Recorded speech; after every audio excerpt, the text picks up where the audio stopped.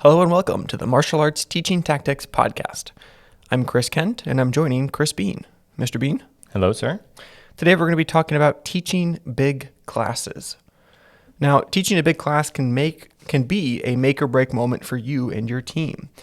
Mr. Bean, what would you say is an ideal ratio of team members to students in your classes? Yeah, so this would actually differ depending on the age of the students. If you're working with 3 and 4-year-olds, you want a 1-to-4 ratio. If you have 5 through 7-year-olds, you want a 1-to-5 ratio. If you have 7 through 12-year-olds, you want a 1-through-10 ratio.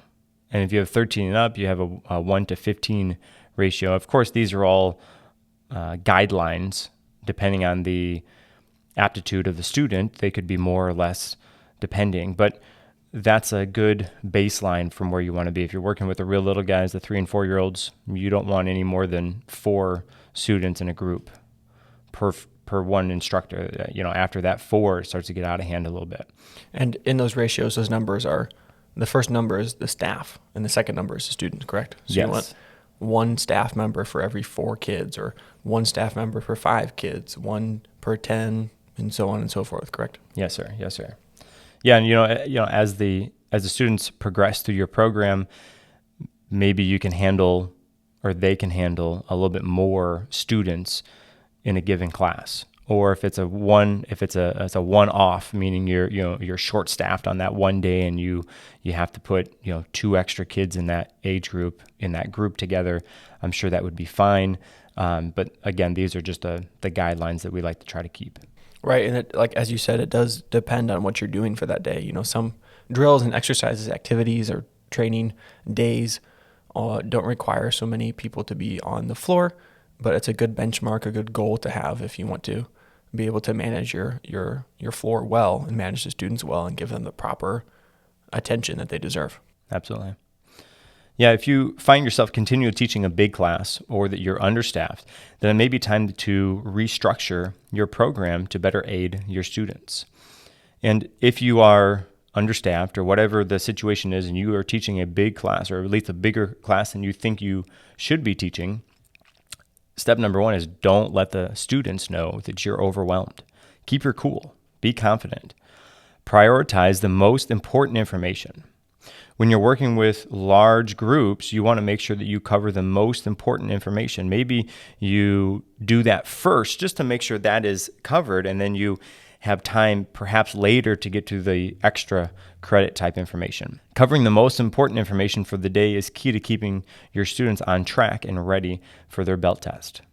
Yeah, you mentioned keeping your cool and not letting the class know that you're overwhelmed. I think we might have touched on this before in previous episodes, but faking it till you make it and playing that part of the good instructor, or the balanced instructor, and the well-prepared instructor. And the well-prepared instructor, if you start to freak out, you start to lose your composure, they're all going to pick up on that, and they're all going to feed off that energy, and it's going to be even harder for them. What's the saying is during a crisis, you want to stay calm, and there's a big fire. Everyone going crazy trying to run out the door. You want to stay calm and orderly and make your way out. And you don't want that chaos or that panic to break out and infect everybody. So if you're on a big class and it happens to be you or you're understaffed, you all need to keep your cool and just pretend like it's another day. This is what you do. And then here we go. We're going to teach this class. Not a big deal at all. Even if on the inside you're freaking out and you're worried about being able to service everybody and how you're going to manage everything at once. But again, you set the tone for that class. So when you are calm, more likely than not, they're going to be calm too, and your energies are going to feed off of each other. So keeping your cool in all situations is very important, but especially if you feel overwhelmed or in those times when you don't know what's going to happen next, or you're really uncertain of yourself or how the class is going to go, being calm and keeping your cool is going to go a long way. Absolutely. Yeah. And if you are kind of freaking out on the inside and the outside, it's very easy, like you said, for the students to pick up on that. And likely if that happens, you're going to be teaching a bad class or going down a crazy path because you're crazy on the inside and you're letting that crazy spill over to the outside. So whatever you're feeling on the inside, keep the cool, calm, collected outside so that the students don't key in on that. As much as we need to be thinking ahead as well, it's important to focus on the present. So if you're in that class and you're running the warm-up at the very beginning of the class, focus on what you're doing during that warm-up and be present during that warm-up. Don't be thinking about when the warm-up's over, how you're going to arrange the class or how you're going to work on the drills and how you're going to get everyone to make sure they're involved. Yes, we need to have a plan for that. We need to be ready for that to happen, but we can't be consumed by those forward-thinking thoughts and the anxiety that comes with that and not knowing what to do or not be feeling like you are prepared. So have the plan, be able to set that plan into motion and follow that process, but don't let that worry you or don't let that take away from what you're doing presently or currently as you are freaking out or losing your cool. Focus on what you're doing, move on to the next thing, take it step by step, and then eventually after you complete all those steps, class is over, pat yourself on the back, move on, do the next one. Yeah, and we'll go through a few different scenarios or a few different tools that we'll give you to tackle a large class size. And so the first one is keeping the class in a large group is one option to this situation. Okay, providing you have enough room to move, you can lead everybody all at one time. This may mean that some of your students are doing moves that are above their requirements, and some students are doing moves that are below their requirements. That's okay as long as you keep everybody moving and at least getting some reps on their current information. Having lower belts do higher belt material isn't a problem. I mean, first of all, odds are you do that once in one class and they won't have to know it for another year and a half. In a year and a half, they might not remember it, or in a year and a half, they will have a vague idea of what they did, but you're not focused on them doing the technique correctly per se. You don't want them to do it completely wrong. Like, you want to make sure they're somewhere in the ballpark, but your focus doesn't have to be on them doing it correctly because they don't need to know it yet. So there's definitely no harm in them doing advanced moves if it's capable. Of course, if it's a tough move that we need to be really sure they know what they're doing correctly, and that way they don't hurt themselves or hurt other people, we want to be more careful about that. But having them run through some hand techniques or foot techniques that they don't necessarily need to know, again, you don't have to focus on that being correct. You can just have them do that and run through that while the upper belts get the repetition and the practice that they need doing those moves, that they need to know those moves. And hopefully at that point, either they know what's going on or you're able to kind of not tune out the other students, the lower students, still pay attention to them, but focus more on the students that need to know that material as well. And, vice versa, if you are a higher belt and you are practicing some of your older techniques, you should be doing that anyways. You should be going over that older material and practicing that older material. So if you have a lower belt that's learning something, the upper belt, the higher belt, can definitely be there listening to what you're saying, maybe picking up something different than they did last time, or maybe you as a teacher have evolved and you are teaching something differently, or you're covering more points or giving more tips that student didn't get the first time that you taught that move. So it's definitely beneficial for the upper belts to be working on that lower stuff as well. So there's nothing wrong with keeping everyone together and have everyone do the same thing, even if it's not required for them or it was not required for them for a while. Having them all together, going through that material is not a problem at all. Yeah, if you have this type of situation and you have the higher belts reviewing or relearning some information, I think a way that you can set that up so it isn't boring for them is tell them that, hey, I want you to utilize this time to reevaluate your movement. Make sure that you are still doing it the way that you need to do it. So as I'm explaining this to the lower belts, check in with yourself and make sure that you are on track and still doing those moves the way that I'm explaining it. So that way they're not thinking, oh man, I got to learn this again. We've already done this. That way it takes it from a boring type situation. It keeps them engaged and just shifts their mindset just enough that makes it so they are getting something out of that class like they should be.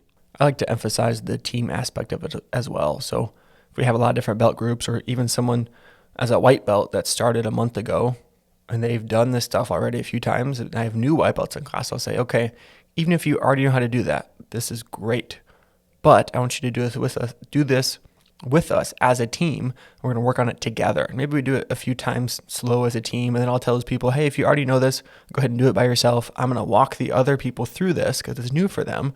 While we're walking through it, you can practice on your own and have that self-practice time, but that reinforces the movement. And then again, I like us to feel like a team. I like us to feel like a cohesive unit and working together. And Again, that's maybe another way to make it feel less boring and to shift their mindset of, oh, I don't have to relearn this again. I already know this, but I'm going to go slow to help out everyone else who this stuff is brand new to. And as we're talking, I'm thinking about the opposite of that situation, in which we have lower belt students and upper belt students together. We need to work on the upper belt material, but we don't necessarily want the lower belts to do those things.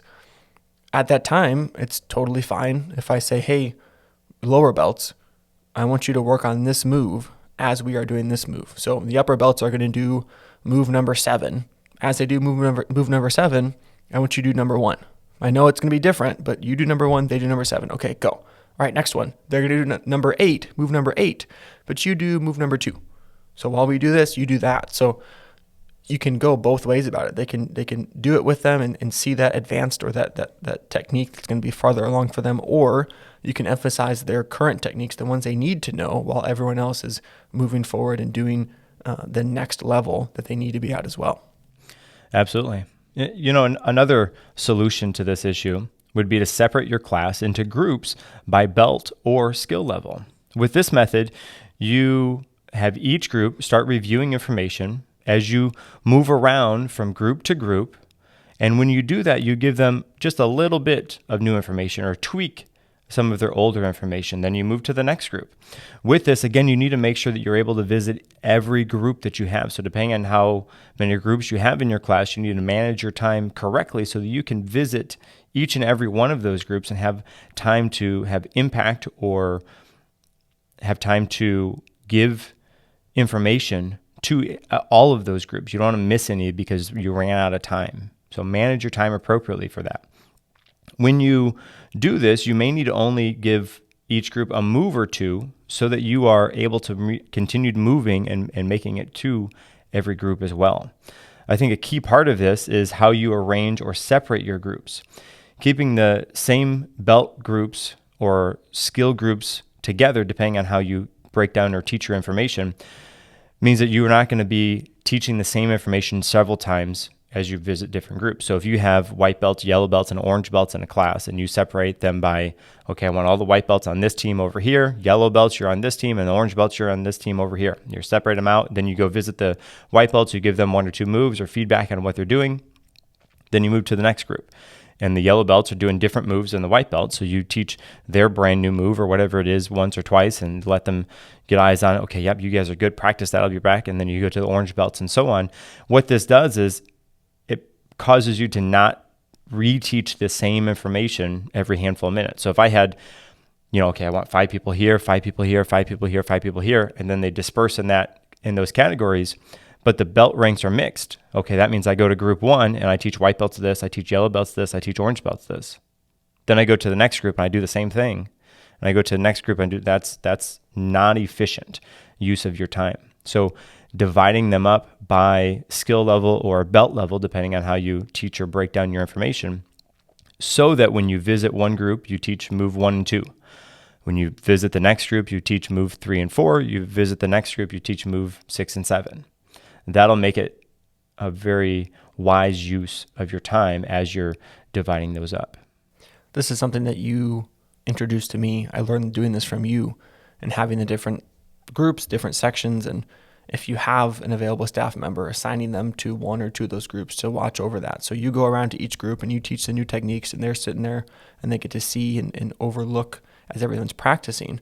And that's ideal. That's the best case scenario. But if it's just you can still do the same thing. Have the 4 different groups, go to each one at a time. And I love to do this with higher belt levels because it not only gives me the opportunity to look at them and work with them myself and know what's being taught to them, but then as I go to each group and have that one-on-one with each group, the groups that I'm not working with have their self-practice time. They can sit there and they can work on the moves and practice what we just went over, and then I can come back and check on it. And that's like a real-time check-in with them to say, hey, no, do it this way, or hey, that's really good. Great job doing that. Keep that up. So we don't have to wait for them to go home and practice and then come back and be like, oh, well, actually you need to do this, because we impart the information, we walk away for a little bit as they're practicing. When we come back, we do that check-in on the information to make sure it's how we want it to be and be able to move on from there. I don't normally do this with lower belts. very rarely will I put a few groups of white belts separately and spend time on each one. Sometimes you have to. Like in big classes, that's your only option, is to, do that and divide the class up that way. I don't normally do it with lower belts. I'll keep it more to the upper belts. I think because as you're beginning, there's a lot more question, a lot more uncertainty.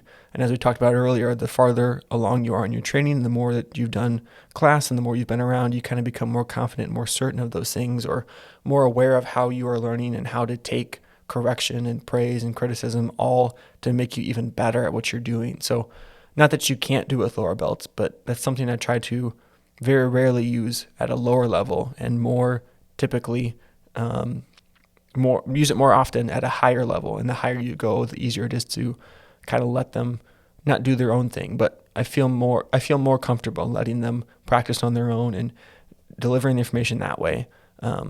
So again, sometimes it's necessary, sometimes you have to, but that's not something I always use at lower levels, and typically more at a higher level.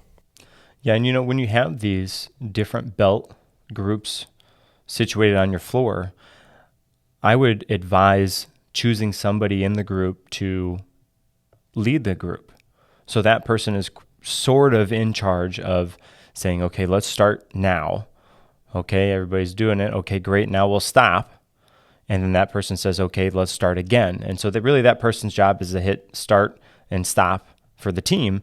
But telling them or giving that person or giving somebody on that team that responsibility will help make it so that your groups are running smoothly. Because if that doesn't happen, if you don't tell them, hey, John is in charge of you guys, that he's going to say go, you guys all do it together, he'll say stop, check in, make sure everybody's on the same page, he says go again, and so on.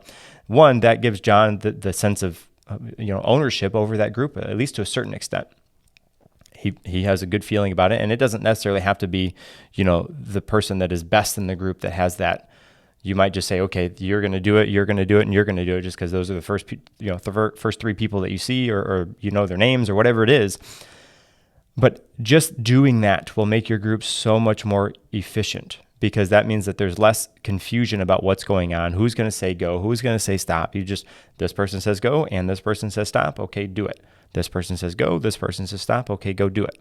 And so if you have done this in the past and it hasn't worked out very well for you, try again with just that key change, right? Giving somebody the responsibility to say, okay, let's start. Okay, let's stop. Okay, check and make sure. Okay, everybody, all right, everybody's good. All right, good, let's do it again. Okay, as they go through, okay, stop. And then just put one person kind of in charge of that. And then as the groups progress, or as the team progresses through the ranks, maybe that person in charge gets to shift. And so the first time it's this person. And then the next time that person says start and stop, and then they do it. And then the next time it's somebody else.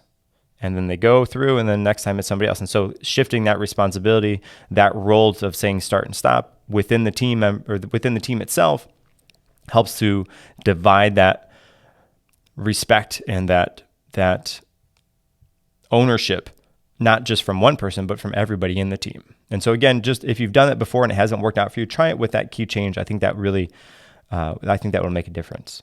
And as you begin to learn more about your students and know your students, you're able to determine their personalities and how well they will fit into that role. And what I mean by that is maybe you have someone who has a big ego, someone who is overly confident, or thinks that they are the best, or thinks they know everything. You might want to shy away from putting them in charge. Or you want to make sure that the responsibility is quickly changing, so that person isn't always in charge. Because the last thing you want to do is you want to feed into that ego and feed into that overconfidence and feed into that, give them power that they might abuse. And it's unfortunate to have to say that, but we want to be able to instill or reinforce the idea of humility as well, because I think that's an important part of martial arts, an important part of being a human, to reinforce that humility. So again, as you start to know your students, you know their personalities, and maybe you'll have someone who's really shy, and same thing. I don't know, I don't want to put you out of your comfort zone too much. I might have you lead the group, as we said, in a rotation. You do it one time, and then you get to go to the back, whatever, and that gives you a little boost of confidence. But you're not stuck in charge of that group the whole time, because what probably will happen is you won't want to do it, or you won't know what to do, and someone else will end up taking over. And then there's that power struggle because really you were put in charge. And I come back to the group and I say, oh, well, why isn't Jane in charge? I put Jane in charge. And you're like, oh, well, she didn't want to do it. So I stepped up. Just knowing your students and knowing what's going to help them. And like you said, you don't always want to put the best student in charge. Maybe you want someone else. So you have another guy over here. You got Tyler over here, and Tyler's not very confident, but he does okay with his stuff. Like, he's a pretty good student. He just doesn't have that. He has that low self-esteem, that low confidence, and maybe putting him in charge can be an extra boost to that confidence or make him feel more confident with what he's doing. So not only is it a good tool to help organize your class or deal with those big settings of students, but it can also do a lot for their motivation and their the way they're feeling, or that confidence in working on those things and developing those character skills in different ways as well. Absolutely. And I think in some of these cases, when you're making groups, if you have lower belt levels and higher belt levels, making one of the leaders a higher belt. So you have your white belts, your yellow belts, your orange belts, and you make some groups of white belts and some groups of yellow belts, and you have a handful of orange belts. Taking those higher belts and putting them in charge of the lower belts, assigning that senior belt level with the junior belt level, I think does the same job as diminishing your need to be everywhere. But then you're also developing that relationship between the two different belt levels. So if I'm always working with white belts, I'm going to hopefully have a good relationship with white belts, but I don't necessarily always see yellow belts or orange belts. But putting them in the group with them, that's going to hopefully strengthen that relationship. And then that senior belt level also is able to see a different perspective or different side of their technique. So as we've already discussed, teaching something is way different than doing something.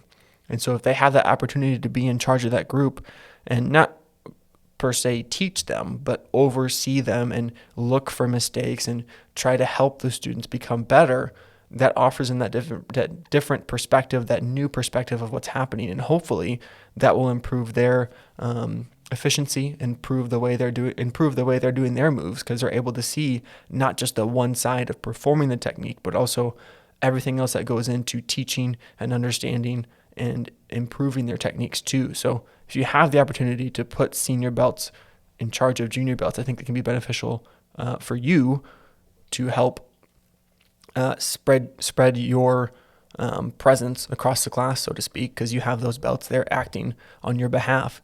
But then it improves the higher belt by seeing different angle, and the lower belt gets the opportunity to practice. Just like I talked about before, though, you have to be careful because you don't want that hot-headed, egotistical orange belt in charge of the white belts. You're literally just handing them power that you know they're going to abuse.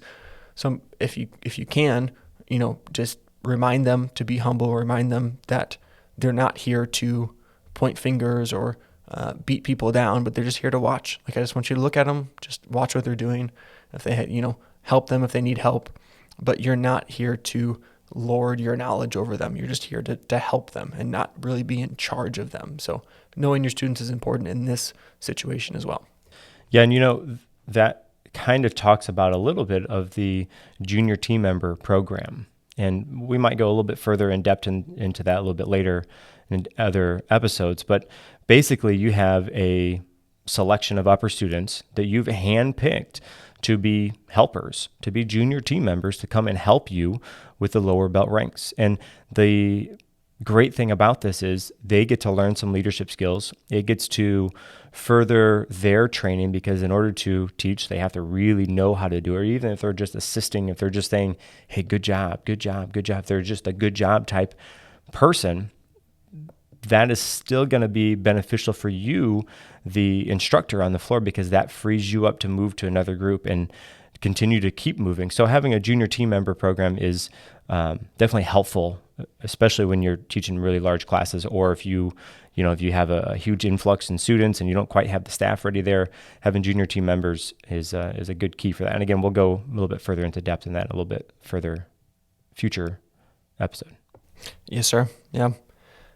One thing I like to do as well for big classes, and this is something I typically reserve for the younger classes or the beginners classes, not so much at the higher level. So almost the opposite of, as we were talking about breaking your class up into groups, for the younger ages and specific types of line drills, specific drills that we can use this for, don't be afraid to get the parents and the family involved, especially if you're still trying to sell them on your program, or you're still trying to get them to see the benefits of the program and get them to believe in what you're doing. Run a line drill, have a couple students in a line, bring a parent in and say, hey, I need you to hold this pad, or I need you to do this self-defense move, like do this attack to them so they can practice their self-defense. Or maybe it's just counting kicks as they're practicing their balance, whatever it may be.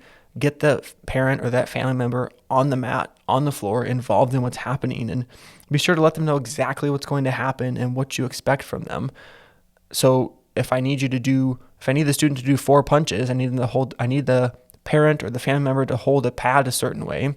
I go to each parent as I'm describing the exercise, as I'm describing the drill, and I do it with them, and I hold their hand where it needs to be so they get to feel and get to know what's going to happen. That way, when I say go, they're not completely lost. They've had the chance to experience exactly what I want from them, and they get to know exactly what's about to happen. And then after you lay all the groundwork, let everyone know what's going on, you get the class started, let them know that they can have fun with it. I want them to have fun with it. It doesn't need to be hey, your hand was not quite in the right position. I want you to have a good time and enjoy it, because being able to share this experience with your kid or your family member, I think, is very special. It's not something that we get to do every single class. And again, it's not something that is appropriate for everything. Certain line drills or certain exercises are more equipped to this, but if you can get the parent on the floor and get them to be part of it, I think it's beneficial for everybody. And just make sure that if you do this, you want to put the parent or the family member with their kid/family member. So if I'm in the class and my son is in this class, I want my son in my line. I want to be able to have the chance to do the martial arts with my son. I don't want him 4 lines ahead of me over there, so I'm holding pads and trying to look over and see what he's doing over there and not get the chance to interact with him. So when you do this, or when you use this, make sure they know exactly what's going to happen, what you expect from them. Let them know to have fun, and then make sure that they have a chance to do that with their child or with their family member, to again kind of strengthen that bond and bring both people in on the training, and to help you a little bit. That way you don't have to be running 7 lines at once. You can have some people there assisting you, and then you're able to overview everything and then step in when you need to, correct things you need to, or to help those parents in that situation. Yeah, and from time to time, as you do that, perhaps let those parents know, hey, we have these pads for sale, and that can be an opportunity for you to have that extra revenue, because then they can practice those moves that they did in class, because they already know now how to hold the pads. You can sell them those pads so they can practice those moves at home. That's going to help them grow as their connection as a family, but also, obviously get a little bit of revenue from those pads, and have that student make sure that they're practicing at home, and then their parents on board, with the practice, with the moves, and they're on the class, they're holding the pads. That's a great time to have that extra pads or whatever the material that you're using for that class for sale, and then let those parents know that. Talking about perspective shifts as well. Maybe you have that parent or that family member who's been thinking about joining the martial arts or thinking about being there with their student, and you never know. Getting them on the floor and doing that one drill might be the thing that pushes them over the edge and allows them or convinces them to join and sign up. And speaking about revenue, there's a whole new student for you. There's another source of income, but then also it helps to make the martial arts more of a inclusive or family type thing. When you have dad training with son, or mom and daughter, or vice versa, or whatever it is, they're able to do that together. And some of these people, they put their kid into the program, and then they show up for every class, 45 minutes, an hour long, twice a week, however long it is. And again, another way you could just look at them and say, hey, you're here already. Why don't you just get in class with them? Like, it's going to benefit you health-wise, fitness-wise, but then you get to do class with your son or your daughter, your child, and you also get to reap the benefits of the program yourself. I mean, you sit here for 45 minutes anyways. Why don't you go out there and be active and have that experience with your child, and develop those memories and be able to make that a family thing and not just you watching them and them doing it.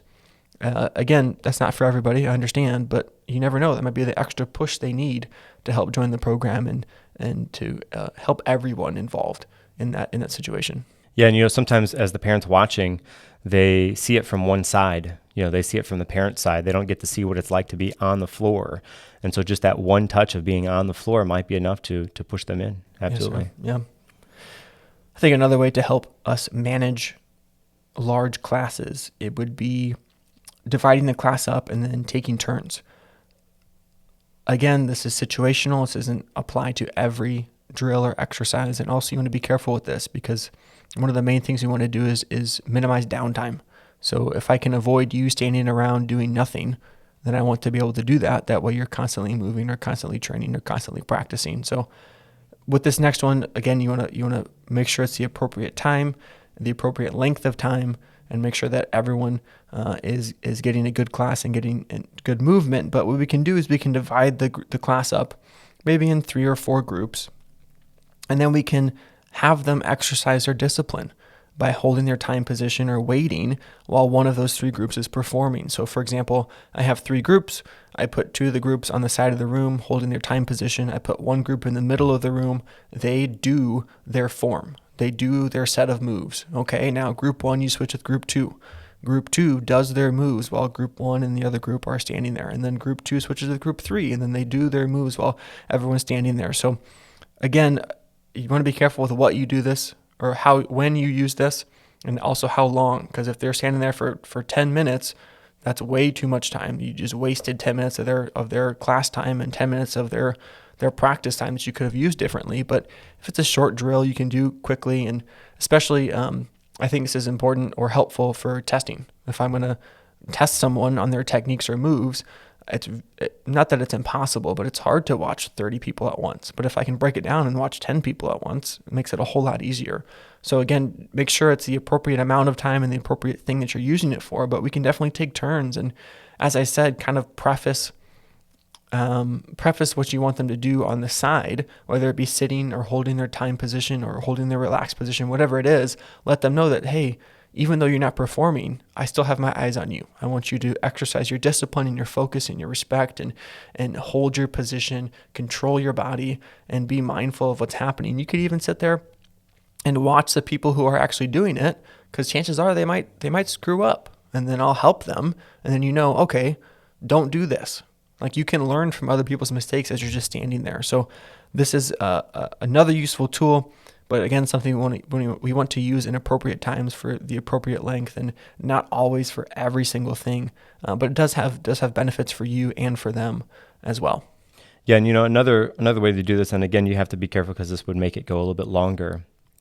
But as you have those different teams going through their information, you have another team that's watching one person. So if I'm on team 2 while team 1 is doing their moves, team 2 is watching the first person, and the second person is watching the second. So I'm assigned, you assign them each an individual person. Like a Civil War lineup sitting across from each other. Yeah, I'm watching this person. My next person is watching this one, and so on down the line. And when they're done, I have to give that person feedback on how they did. And the way to set this up for success is, as my feedback has to be 2 positive things with 1 corrective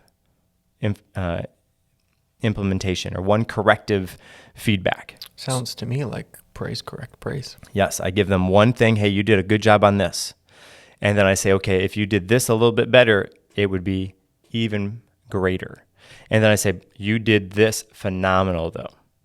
And then we move to the next person. Hey, you did that, and that goes to the next person in line, and so on and so on.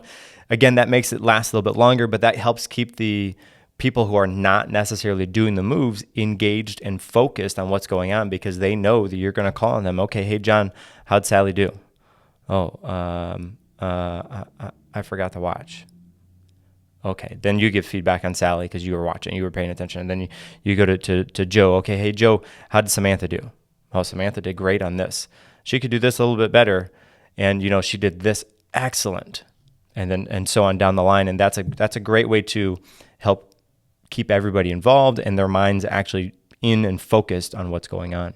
I would take it a step further too and hold them accountable. So you go to the kid and say, "Oh, I didn't watch." It's like, okay, well, either you're gonna have to make something up, or we're gonna do it again and you're gonna pay attention, because I don't want them to have that easy way out of, "Oh, I don't know," or "Everything they did was great." First of all, we're not all great. There's something we all can improve upon, something we all can do differently. And so again, holding them accountable and saying, "Hey, if you don't have an option for this, like, well, that's not an option. You need to be paying attention and you know what's going on. And I will not accept, oh, it was perfect, it was great, because that's not going to benefit anybody. If you can't give them at least something to work on, then again, that's going to feed into their ego and make them maybe have a self-inflated or a overly inflated view of themselves, or they're just going to, go home with nothing to strive to be better. And so holding them accountable to actually delivering two of those positives and maybe one negative is very important as well too, because we don't want them to just be spacing out and not paying attention as they are performing those techniques. And when you're teaching large groups, understand that you likely will not get through everything that you had planned for that class because the class is larger than it normally was, or you have less staff than you should have or normally do have. That's okay as long as you have a plan moving forward. Take note of the information that you were able to get through.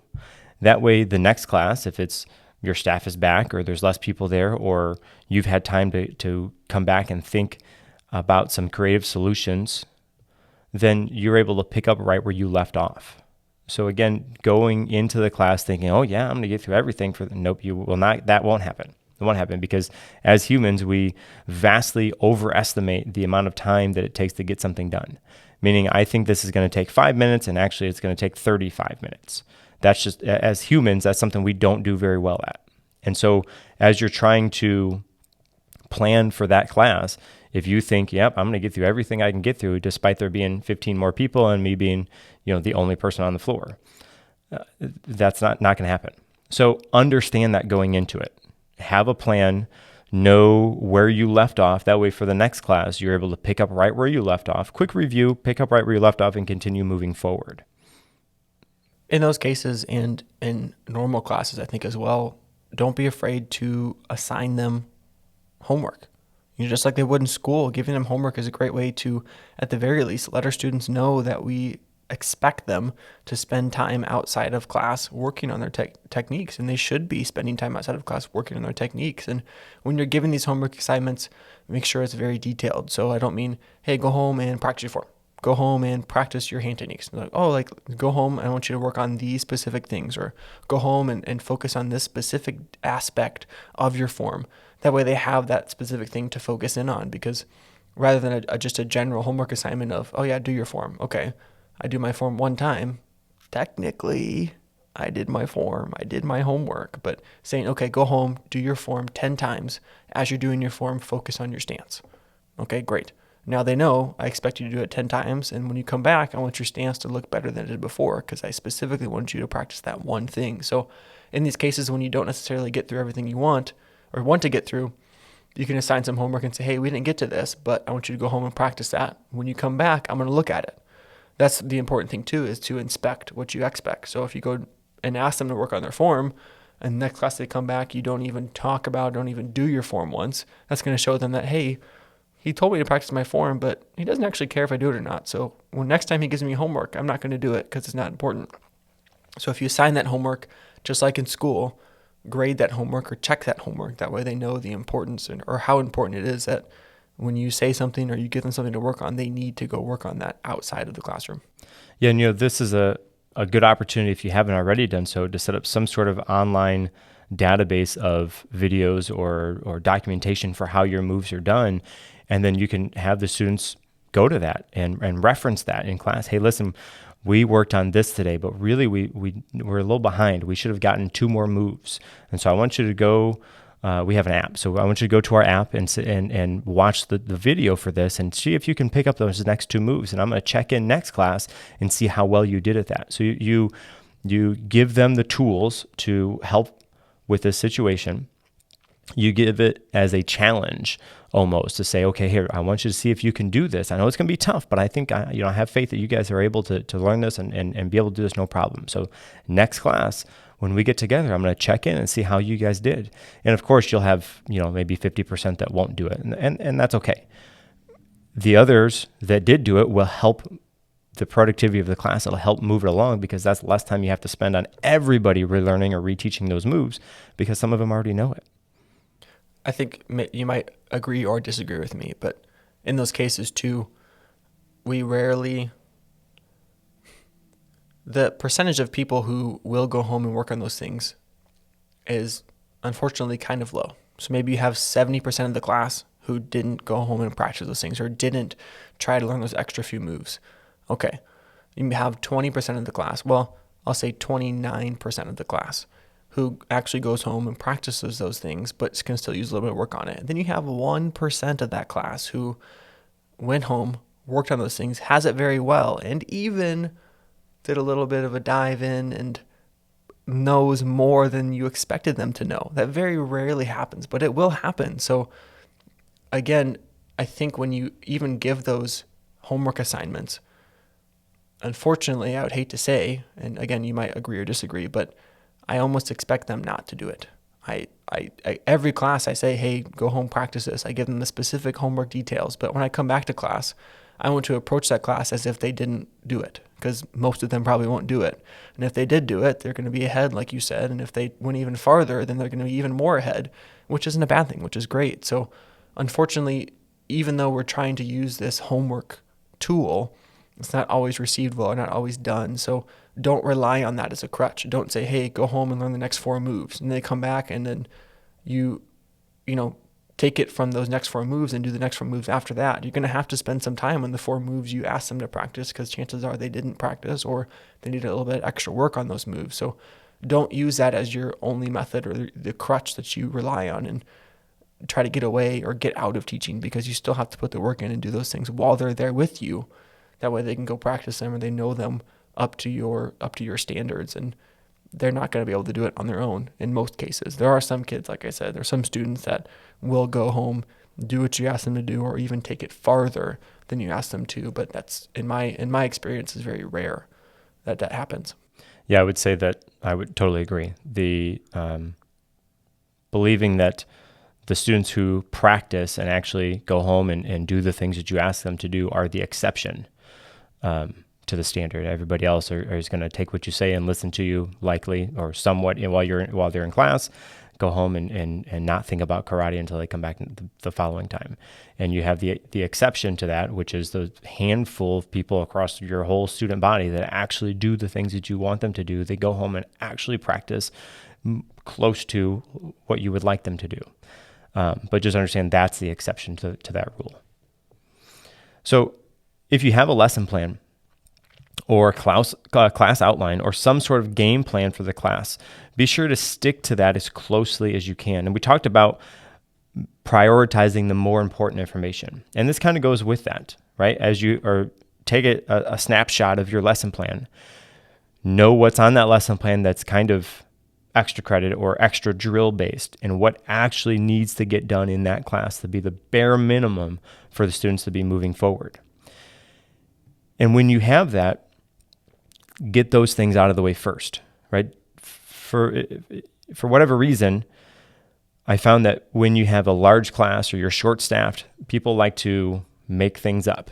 And they don't think they can actually get done what they think they need to get done for the day, so they just use it as a throwaway class, and they try all these cool, fun, and exciting things, but they don't necessarily get anything actually accomplished for the class. So when you have a large class, it's not the time to go off script or try new and exciting things. You want to remember your students are going to be required to test over your information.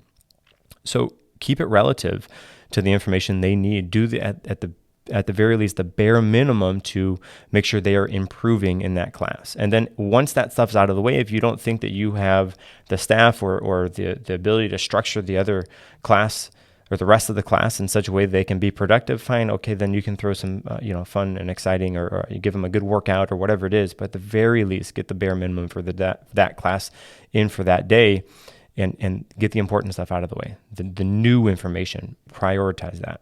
Yes, sir. Yeah, and I think as head instructor or someone in charge of other staff or junior staff members, I think it's important that we all sit down and identify the things that are a priority. So if they're in those situations and you have them trying to correct every little thing or go over everything they think they need to go over, tell them that, hey, listen, we want to focus on this first, then we focus on this, then we focus on this.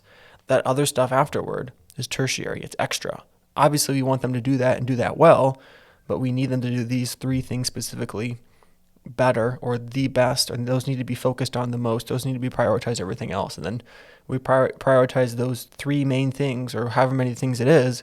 We get them done, move on to the next thing, prioritize the next thing, and just have that list or that hierarchy and make sure everyone understands that. That way you're all not focusing on different things or prioritizing different things, and making sure you agree that these three things or however many it is need to be the priority, and we need to, again, work down that list of 1, 2, 3, 4, so on and so forth.